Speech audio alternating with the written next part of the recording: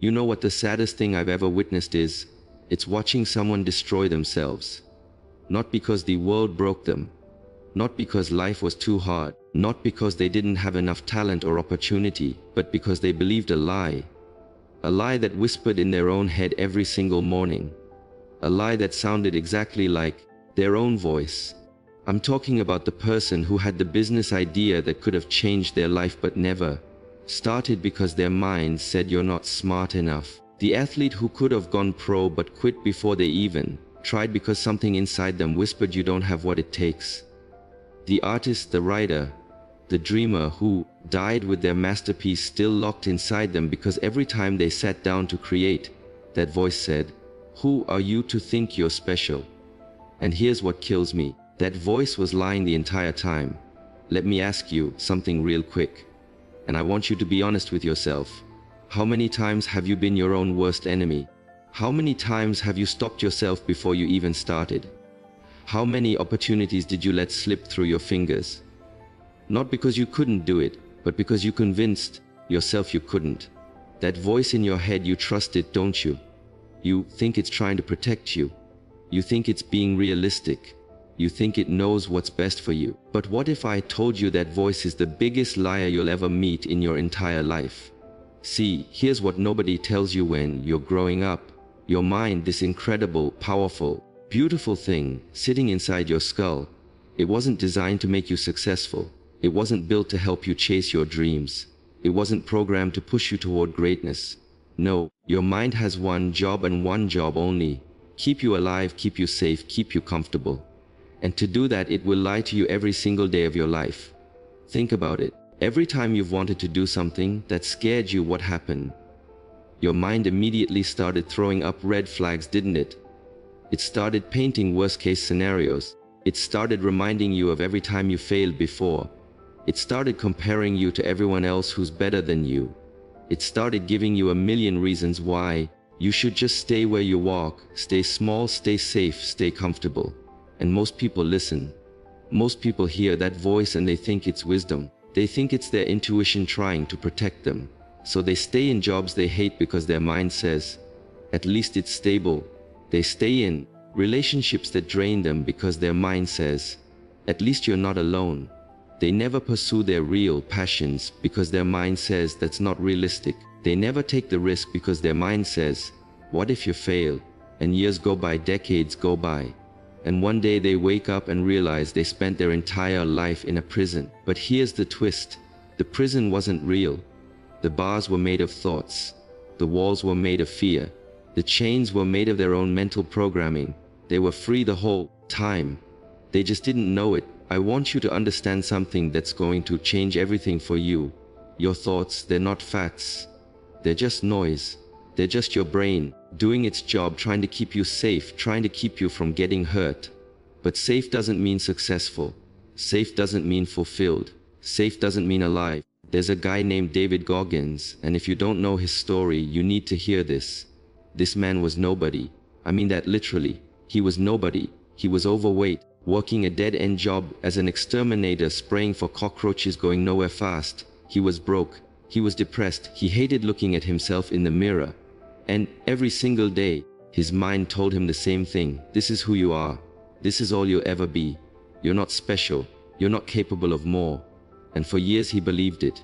For years he lived in that mental prison. He let his mind dictate his entire reality. But then something happened. Something clicked. He was watching TV one night and saw a documentary about Navy SEAL training. And for the first time in his life, something inside him said, could do that. But immediately, like always, his mind started screaming at him. Are you crazy? You're 300 lb. You're not an athlete. You'll fail. You'll look stupid. Don't even try. But this one time he didn't listen. He started running, and his mind fought him every single step. It told him to quit. It told him it hurt too much. It told him he was embarrassing himself. But he kept running. He started waking up at 4:00 a.m. to train. His mind said, sleep in, you're tired. He ignored it. He started doing things that terrified him. His mind said, you're going to fail. He did them anyway. Every single day was a war between who he was and who he wanted to become. Every single day his mind was his enemy. But he learned something that most people never figure out in their entire lives. Your mind is only your enemy if you let it be. The moment you realize that you are not your thoughts, the moment you understand that you have the power to choose which thoughts to believe and which ones to ignore, everything changes. David Goggins went on to become one of the toughest human beings on the planet. Navy SEAL, Army Ranger, ultramarathon runner. He's run over 60 ultramarathons. He once ran 205 miles in 39 hours. He holds the world record for the most pull-ups in 24 hours. 4u30 pull-ups. This is the same guy who was spraying cockroaches and hating his life just a few years earlier. So, what changed his circumstances? No, his genetics. No, his mind. No, his mind still tells him to quit every single day. What changed is he learned to control it instead of letting it control him. And that's what you need to understand. You will never get rid of negative thoughts. You will never silence that voice completely. Fear will always be there. Doubt will always show up. Insecurity will always try to creep in. But you don't need to get rid of them. You just need to stop giving them power. You need to stop treating every thought like it's the truth. Most people think the goal is to have positive thoughts all the time. They think successful people just walk around feeling confident and motivated 24/7. That's not how it works. Successful people have the same doubts and fears as everyone else. The difference is they act anyway. They feel the fear and do it anyway. They hear the voice saying you can't and they prove it wrong. See, your mind operates on patterns. It's been programmed by everything you've experienced, everything you've been told, everything you've seen. If you grew up being told you're not good enough, your mind learned that pattern. If you failed before, your mind remembers that pattern. If you've been hurt, your mind wants to protect you from that pattern repeating. So, it creates these automatic responses, these default settings that keep you playing small. But here's the beautiful part.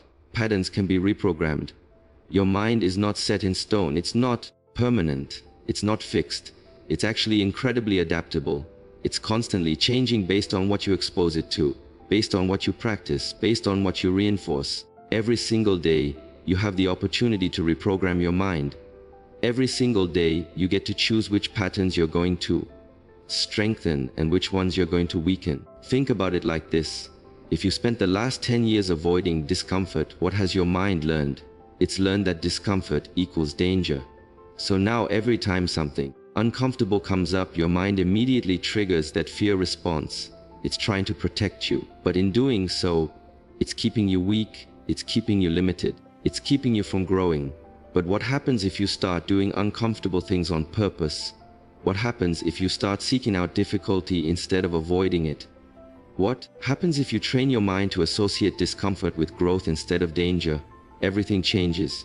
Your mind starts to rewire itself. Those fear responses start to quiet down. That voice that used to scream, run away, starts to whisper, maybe we can handle this. This is what people don't understand about mental toughness. They think some people are just born tough. They think some people just naturally have willpower and discipline. That's not true. Mental toughness is a skill. It's something you develop. It's something you practice. And just like any skill, the more you practice it, the stronger it gets. You want to know the secret to taking control of your mind? It's simple, but it's not easy. The secret is exposure. You have to expose yourself to the very things your mind wants you to avoid. You have to do hard things. You have to face your fears. You have to push past your limits. Not once, not twice, but every single day. Your mind gets stronger by being challenged. Think about your body for a second. If you want to build muscle, you have to lift weights. You have to break down the muscle fibers so they can rebuild stronger. It's uncomfortable. It hurts, but that's how you grow. Your mind works the exact same way. If you want a strong mind, you have to challenge it. You have to put it in difficult situations. You have to make it uncomfortable. This is why so many people stay weak mentally. They avoid everything that challenges them. They stay in their comfort zone their entire lives. They surround themselves with easy job, easy relationships, easy routines, easy everything. And then they wonder why they feel stuck. They wonder why they never grow.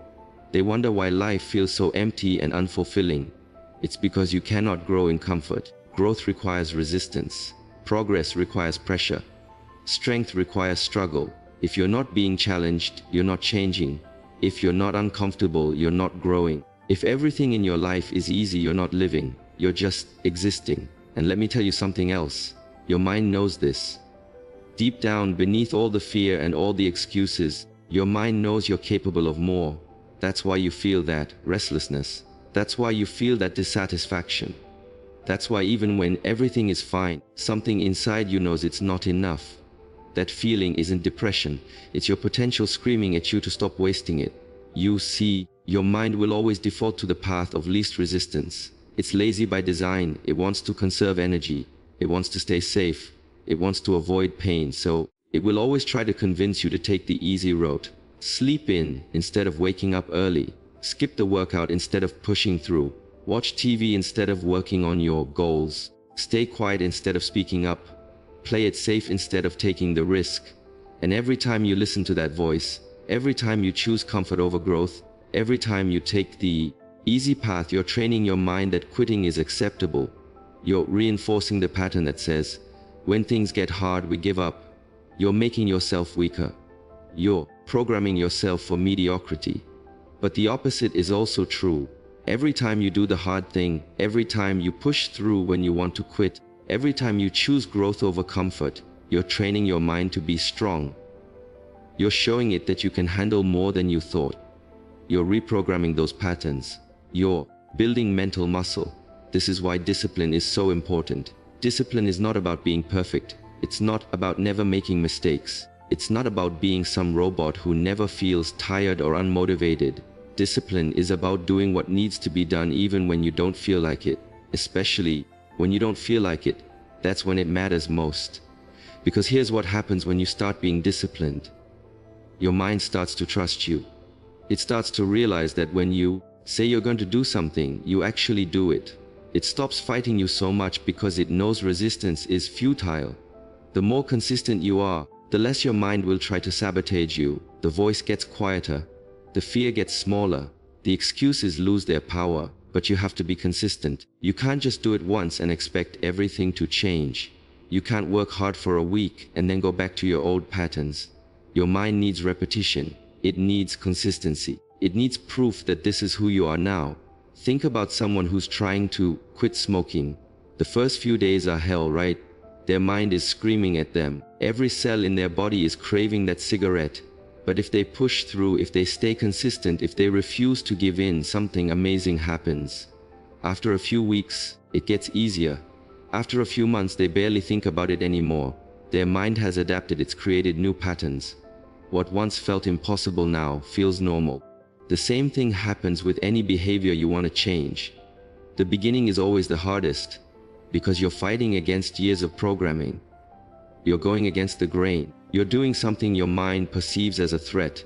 But if you stay consistent, if you keep showing up, if you refuse to quit, your mind will eventually get on board. It will adapt. It will change. And what once felt like a constant battle will start to feel natural. But here's the catch. You can never stop training your mind. The moment you get comfortable, the moment you stop challenging yourself, the moment you stop doing hard things, your mind starts to regress. Those old patterns start to creep back in. That voice starts getting louder again. You start sliding back toward weakness. This is why people who achieve success often struggle to maintain it. They work incredibly hard to get to the top, but once they're there, they relax. They stop doing the things that made them successful in the first place. They get comfortable, and slowly but surely they lose what they work so hard to gain. Your mind is like a muscle. If you don't use it, you lose it.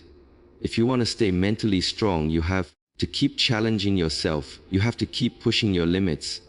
You have to keep doing hard things, not just for a month, not just for a year, for the rest of your life. I know that sounds exhausting. I know that sounds like a lot of work. But let me ask you this. What's the alternative? Living a mediocre life, never reaching your potential, spending your entire existence wondering what if? Is that really easier? Is that really less exhausting than just doing the work? The truth is, staying the same is actually harder than changing. Living with regret is actually more painful than facing your fears. Being disappointed in yourself every single day is actually more exhausting than just pushing through the discomfort and becoming who you're meant to be. You have a choice right now. You can keep listening to that voice that tells you to play it safe. You can keep living in your comfort zone. You can keep making excuses for why you're not where you want to be. Or you can decide that today is the day everything changes. Today is the day you stop being your own worst enemy and start becoming your own greatest ally. Your mind is going to resist this. It's going to throw every excuse at you. It's going to remind you of every time you failed before. It's going to tell you that you're not capable of change. It's going to make you feel tired, unmotivated, and doubtful. That's normal. That's expected. That's what it does. But now you know the truth. That voice is a liar. Those thoughts are not facts. That fear is not reality, and you are so much more powerful than you've been led to believe. So here's where the real work begins. Because understanding the problem is one thing. Actually doing something about it is something else entirely. You can read every self-help book ever written. You can watch every motivational video on YouTube. You can understand every psychological principle about how your mind works. But if you don't put in the work, if you don't actually take action, all that knowledge is completely worthless. This is where most people fall off. They get inspired, they feel motivated, they understand what needs to change, and then they wait. They wait for the perfect moment. They wait until they feel ready. They wait until the circumstances are just right. And while they're waiting, nothing changes. Months go by, years go by, and they're still sitting there, still waiting, still making excuses, still letting their mind run the show. Let me be brutally honest with you. You will never feel ready. You will never feel motivated every single day. You will never wake up one morning and suddenly have this surge of unstoppable willpower that carries you through everything. That's not how this works. Waiting for motivation is like waiting for the weather to be perfect before you start your journey. You'll be waiting forever. The people who actually change their lives, they don't wait. They start right now, today, this second. They start even when they're scared. They start even when they're tired. They start even when every fiber of their being is screaming at them to stay where they are, because they understand something crucial. Action creates momentum, not the other way around. You want to know what the first step is. It's not some complicated strategy. It's not some secret technique. The first step is catching yourself in the act. It's becoming aware of when your mind is lying to you. It's recognizing the moment when that voice starts making excuses, and instead of automatically believing it, you pause. You question it. You challenge it. Your mind says, I'm too tired to work out today. Stop, is that actually true? Or are you just comfortable on the couch? Your mind says, I'll start my business next month when I have more money saved up. Stop, is that a real reason, or are you just scared of failing? Your mind says, I can't have that difficult conversation. Stop, kinda won't. See, most of your limitations are imaginary. Most of your fears are projections. Most of your excuses are just comfort in disguise. And the moment you start questioning these thoughts, instead of accepting them as reality, you take back power. You create a gap between the thought and your response to it. And in that gap lies your freedom. But questioning isn't enough. You have to follow through. You have to take action. And here's what action looks like in real life. It's not glamorous. It's not Instagram worthy. It's not going to get you likes and followers. Action is waking up at 50 a.m. when your bed is warm and your body is screaming at you to hit snooze. It's doing the work when you'd rather be doing literally anything else. It's showing up day after day after day, even when you don't see results yet. Think about what it actually takes to rewire your brain. You're fighting against years, maybe decades of conditioning. You're going against patterns that have been carved deep into your neural pathways. That doesn't change overnight. It doesn't change because you read one book or watched one video or had one moment of clarity. It changes through repetition, through consistency, through relentless, unglamorous day in and day out effort. I'm talking about the guy who's trying to build a business while working a full-time job. He gets home at 6:00 p.m., exhausted from a long day. His mind is telling him to relax, to watch TV, to take it easy, but instead he sits down at his laptop. He works for 3 hours. Every single night his friends are out having fun. His mind is telling him he's missing out, but he keeps working because he knows that nobody's coming to save him. Nobody's going to hand him success. If he wants it, he has to take it. I'm talking about the woman who's trying to lose weight and get healthy. She wakes up early to go to the gym before work. Her body is sore. Her mind is telling her to skip today, just this once, but she goes anyway. She shows up even when she doesn't feel like it. She chooses the salad when her mind is craving the burger. She goes to bed early when her mind wants to scroll on her phone for hours day after day after day. Not because it's easy, not because she feels motivated, but because she made a decision about who she wants to be, and she refuses to negotiate with herself. This is the work. This is what separates the people who actually transform their lives from the people who just talk about it. It's not talent. It's not luck. It's not having perfect circumstances. It's the willingness to do what's uncomfortable, what's difficult, what's boring, what's painful over and over again until it becomes who you are. And let me tell you what happens when you start doing this consistently. Something shifts. At first it's brutal. Every day feels like a war. Every task feels like climbing a mountain. Your mind is fighting you constantly. You want to quit. You doubt yourself. You wonder if it's even worth it. But you keep going, and then one day you notice something. The voice is a little quieter. The resistance is a little less intense. The hard thing you've been doing, it's starting to feel normal. This is your brain adapting. This is those neural pathways changing. This is the reprogramming happening in real time. But it only happens if you keep showing up. It only happens if you refuse to quit. It only happens if you're willing to suffer through the discomfort long enough for your mind to accept this as the new normal. Now, here's a strategy that will accelerate this entire process. You need to deliberately seek out discomfort. Not just tolerate it when it shows up, but actively pursue it, because your mind learns through experience. If you only face difficulty when you're forced to, your mind will never fully trust that you can handle it. But if you voluntarily put yourself in hard situations, if you choose discomfort on purpose, something powerful happens. Your mind starts to realize that discomfort isn't dangerous. It starts to understand that you can handle more than it thought. This is why people take cold showers. It's not because cold water has some magical property that makes you successful. It's because standing in freezing water when every cell in your body is screaming at you to get out teaches your mind that you can override your impulses. It teaches you that discomfort won't kill you. It teaches you that you're stronger than your initial reaction to things. This is why people do hard workouts, why they fast, why they wake up early, why they do things that suck. They're not punishing themselves. They're training themselves. They're building a tolerance for discomfort. They're proving to their mind that they're capable of more than they think. And once you start doing this, once you start seeking out challenges instead of avoiding them, everything changes. That big scary goal you had, it doesn't seem as scary anymore. That conversation you've been avoiding, you can handle it now. That risk you've been too afraid to take, you're ready because you've proven to yourself over and over again that you can do hard things. But here's what you need to understand. This process never ends. You don't reach some magical point where everything becomes easy and you never struggle again. That's not how life works. What happens is you get stronger. The things that used to break you don't break you anymore. The challenges that used to seem impossible become manageable. And then new challenges show up. Bigger challenges, harder challenges, and you face those too. This is what growth looks like. It's not linear, it's not comfortable, it's not pretty, it's messy and painful and frustrating.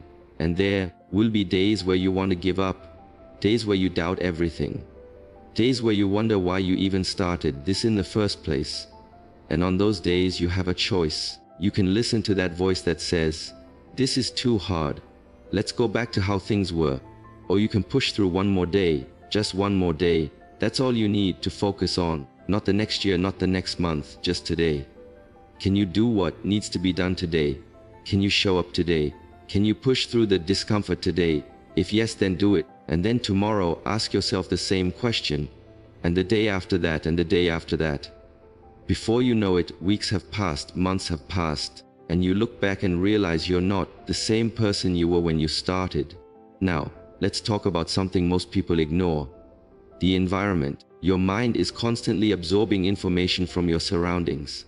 Everything you see, everything you hear, everyone you interact with, it's all programming your brain. If you're surrounded by negativity, by people who complain all the time, by content that makes you feel inadequate or anxious or depressed, your mind is going to reflect that. You can try to fight it, but you're fighting an uphill battle. This is why you need to be ruthless about what you allow into your space. That friend who always talks about how hard life is and how nothing ever works out, limit your time with them. That social media feed that makes you feel like everyone else has their life together except you. Delete it. That news channel that fills your mind with fear and outrage every single day, turn it off. I'm not saying hide from reality. I'm not saying live in some fantasy bubble where you pretend problems don't exist. I'm saying be strategic about what you consume, because your mind is like a sponge. Whatever you soak it in, that's what it becomes. If you soak it in negativity, doubt, and distraction, that's what you'll produce. If you soak it in growth, possibility, and focus, that's what you'll become. Fill your mind with content that makes you better. Read books by people who've done what you want to do. Listen to podcasts that challenge you to think differently. Surround yourself with people who are on the same path, who are also trying to level up, who understand what you're going through. This isn't about toxic positivity or pretending everything is always great. This is about being intentional with your mental diet. And while we're talking about input, let's talk about something else that's critical. Learning to observe your emotions instead of being controlled by them. This is a skill that most people never develop, and it costs them everything. They feel angry, so they lash out. They feel anxious, so they avoid. They feel sad, so they spiral. They're completely at the mercy of whatever emotion happens to show up. But emotions are just signals. They're information. They're not commands that you have to obey. When you feel angry, you don't have to act on it. When you feel anxious, you don't have to avoid the situation. When you feel unmotivated, you don't have to skip the work. You can acknowledge the emotion, observe it, and then choose how to respond. This is what emotional control